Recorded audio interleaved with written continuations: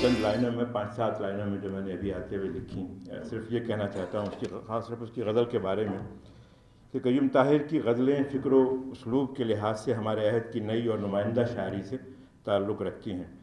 ان کی غزل میں جس تازگی اور فنی بصیرت کا احساس ہوتا ہے، اس حوالے سے یہ کہنا بیجا نہ ہوگا کہ وہ منزل تک رسائی کے لیے راستے کا تعین کرنے میں کامیاب ہو گئے ہیں۔ خواتین و حضرات، اردو شاعری میں غزل بظاہر آسان نظر آنے والی صنف ہے، تاہم میرے نزدیک یہ صنف صرف مشکل ہی نہیں بلکہ انتہائی مشکل صنف ہے، جس سے عہدہ برا ہونا ہر کسی کے بس کی بات نہیں ہے۔ اپنے انفرادی لہجے اور اسلوب کے بغیر کوئی شاعر اچھا غزل گو نہیں ہو سکتا۔ قیوم طاہر یقیناً اس نقطے سے بخوبی آگاہ ہیں، اور اس کا ثبوت ان کا منفرد لہجہ اور اسلوب ہے۔ میں قیوم طاہر کو اور ان کی شاعری کو جو بدلے ہوئے تناظر کی نسبت سے غزل میں وہ نئے تلازمے تلاش کرتے ہیں اور کلاسیکی علامتوں کو نئے سیاق و سباق کے ساتھ نئے معنی پہنانے کی کوشش کرتے ہیں، اپنے ہم عصروں کے برعکس اس کے نئے تلازمے اور نئی علامتیں معنی شعر کو مجروح نہیں ہونے دیتے، بلکہ شعر کے حسن میں اضافہ کرتے ہوئے اس کو ترسیل خیال میں مدد بھی دیتے ہیں۔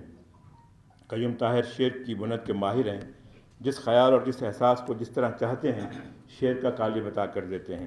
تو میں سب سے پہلے مبشر سلیم صاحب کو، جو بہت ہی پنجابی کے اور اردو کے بہت ہی اچھے نوجوان شاعر ہیں، ان سے التماس کرتا ہوں، انہوں نے قیوم بھائی سے ان کا بہت تعلق بھی ہے، کہ وہ قیوم صاحب کی اس کتاب پر خاص طور پہ گفتگو کرنے کے لیے تشریف لائیں۔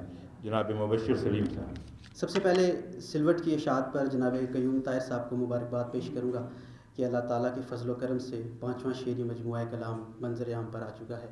اس سے پہلے لوح خزاں، تلاشی موسم گل، آنکھ میں ریت اور جیون کتھا ادبی حلقوں میں مقبولیت و پذیرائی حاصل کر چکے ہیں۔ معزز حاضرین کرام، شعر کہنے کی صلاحیت عطیہ خداوندی ہے۔ شاعری واردات قلبی کی سچی ترجمان ہوتی ہے اور زندگی کی صداقتوں کی تفسیر اور تشریح کرتی ہے۔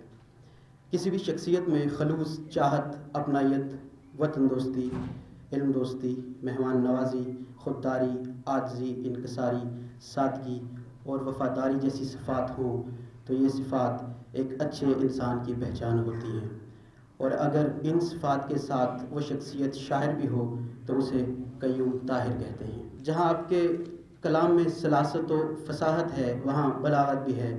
مصروں میں جہاں موسیقیت ہے وہاں مترنم بحروں میں رواں دواں رقص کرتے مصرے ندرت ادا اور شوخی کلام کی حسین ترجمانی کرتے ہیں۔ قیوم طاہر بہت منفرد لب و لہجے کے شاعر ہیں۔ ان کا انداز، ان کا اظہار بیاں، طرز شاعری، موضوعات ایک نئے رنگ کے ساتھ سامنے آتی ہے۔ قیوم طاہر کو یہ ادراک بھی ہے کہ وہ بہت منفرد سوچ، فکر اور خیال رکھتے ہیں۔ اسی منفرد انداز کو یہ درویش ادب سلوٹ میں یوں بیان کرتے ہیں کہ کچھ رنگ الگ اس کے ہیں، کپڑا ہے الگ سا۔ کچھ رنگ الگ اس کے ہیں، کپڑا ہے الگ سا، جو میں نے پہننا ہے وہ چولا ہے الگ سا۔ نظموں کی ابھی شال کا ریشم نہیں کاتا، بننی ہے غزل جس سے وہ دھاگا ہے الگ سا۔ خود بھی نہیں دیکھا کہ میں آنکھیں نہ گنوا دوں، مٹھی میں میری کوئی ستارہ ہے الگ سا۔ حاضرین کرام، اسی طرح اگر قیوم طاہر کی خودداری، حوصلہ مندی کی بات کی جائے تو سلوٹ کے صفحہ نمبر 129 پر موجود غزل کے اشعار دیکھیے۔ کہتے ہیں کہ زندگی ہارتے تو بہتر تھا، تم نے تو بات اپنی ہاری ہے۔ زندگی ہارتے تو بہتر تھا، تم نے تو بات اپنی ہاری ہے۔ اپنی آنکھوں کی یہ نمی طاہر، جلتے سورج کے منہ پہ ماری ہے۔ اسی طرح قیوم طاہر صاحب کی منظر کشی، پیکر تراشی، تشبیہات و استعاروں کا استعمال، زاویے، اختراعی قوت کا جائزہ کیجیے۔ سلوٹ کے صفحہ نمبر 126 پہ غزل کے اشعار ہیں۔ وہ کہتے ہیں کہ وہ شور تھا کہ روح سماعت بکھر گئی، وہ شور تھا کہ روح سماعت بکھر گئی، خوشبو فصیل باغ سے نکلی تو ڈر گئی۔ وہ حبس تھا کہ سبز شجر اونگنے لگے، وہ دھوپ تھی کہ چھاؤں وفا سے مکر گئی۔ معزز حاضرین کرام، قیوم طاہر صاحب کے مجموعہ کلام سلوٹ کو پڑھتے ہوئے کچھ ایسی غزلیات میری نظر سے گزری جنہیں پڑھ کر مجھے یہ احساس ہوا کہ قیوم طاہر صاحب کا عشق اب وجد و دھمال میں سرمست عشق حقیقی کے قریب تر ہوتا چلا جاتا ہے۔ سلوٹ میں جہاں رمز پیالے نظر آتے ہیں وہاں تصوف کی خوشبو بھی مصروں میں گوندھی ہوئی محسوس ہوتی ہے۔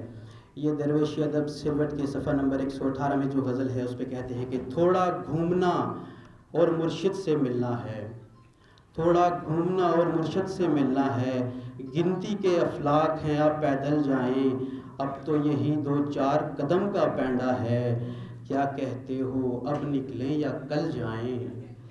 اور ایک اور جگہ رنگ تصوف اور عشق الہی ملاحظہ کیجئے، صفحہ نمبر 108 سلوٹ، کہ یہ جسم سے لپٹے ہوئے افلاک بدل کر ملتا ہوں تجھے خاک یہ پوشاک بدل کر، ایک بار بلائے تو وہ درویش دعا گو، لے آؤں گا دستار سے میں خاک بدل کر۔ اسی رنگ کو ایک اور جگہ ملاحظہ کیجئے، صفحہ نمبر 46 ہے، نہ کہکشاں سے نہ عرش بری سے دیکھ مجھے، میں گرد زاد ہوں میری زمیں سے دیکھ مجھے، میں خاک سجدہ فقط ہوں کہ کچھ الگ بھی ہوں، نہ دیکھ آنکھ سے مجھ کو جبیں سے دیکھ مجھے۔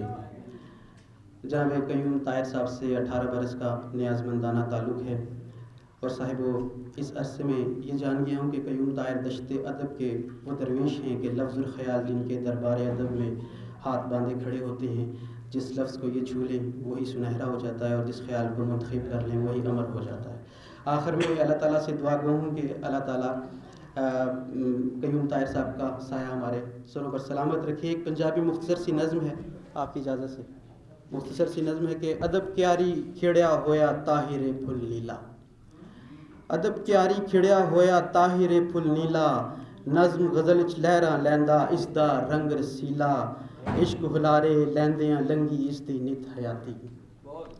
حیدر بھائی، عشق ہلارے لیندیاں لنگی اس دی نت حیاتی، اے رمضان نال جڑیا جیویں، اے رمضان نال جڑیا جیویں دیوے دے نال باتی، لفظ خیال انہاں دے درتے آندے بن بن ڈاراں، لفظ خیال انہاں دے درتے آندے بن بن ڈاراں، سوچ خیال انہاں دی خوشبو فکرہ شو بہاراں، لفظ خیال سنہرے کردہ اے سونا سنیارا۔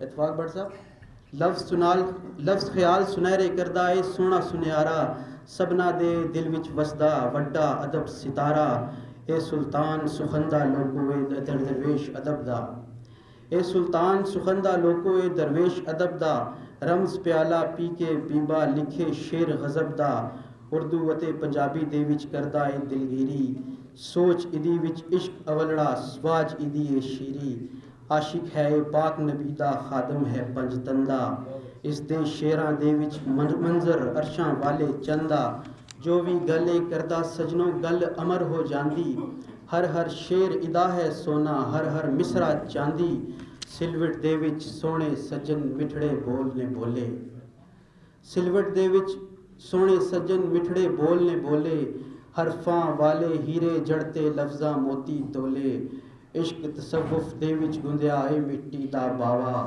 پانی دے نال پانی جاپے لاوے دے نال لاوا، لٹ لٹ جگدا سورج ادے سینے پامبڑ مچیا، لٹ لٹ جگدا سورج ادے سینے پامبڑ مچیا، اے صدراں دا شہزادہ جدی لوں لوں عشق ہے وسیا، یار مبشر دل نال کردہ سونیاں اج دعاواں، یار قیوم تو ہسیں وسیں ہوون ٹھنڈیاں چھاں۔